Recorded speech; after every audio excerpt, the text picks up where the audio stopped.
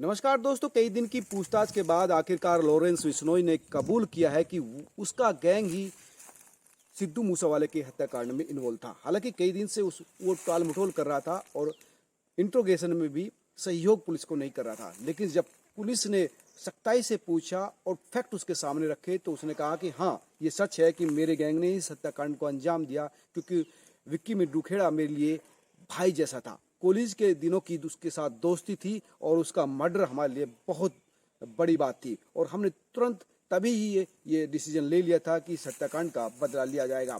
गौरतलब है कि इससे एक दिन पहले ही सचिन बिश्नोई नाम के एक बदमाश ने, जो लॉरेंस को अपना मामा बताता है, उसका कहना था कि इस हत्याकांड में मैं इन्वॉल्व था और मैं गोली मारने में भी शामिल था।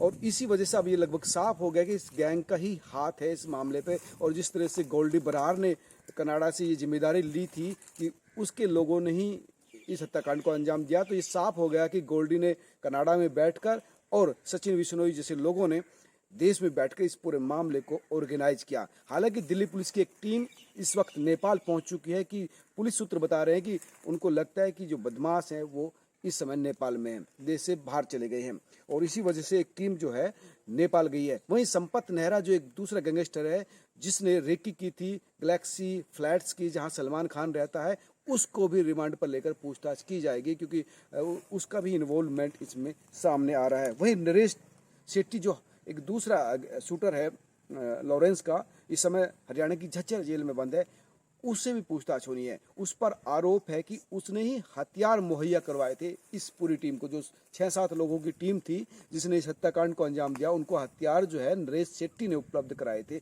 वो भी खतरनाक लेवल का शूटर है। इसके साथ साथ मुजफ्फरनगर उत्तर प्रदेश से सुंदर नाम का एक बदमाश है, जो पिछले करीब 1 दशक से अंडरग्राउंड है, पुलिस के हाथ नहीं आ रहा है। उसने ये हथियार उपलब्ध कराए थे और मुजफ्फरनगर एसपी इस पूरे मामले को देख भी रहे हैं।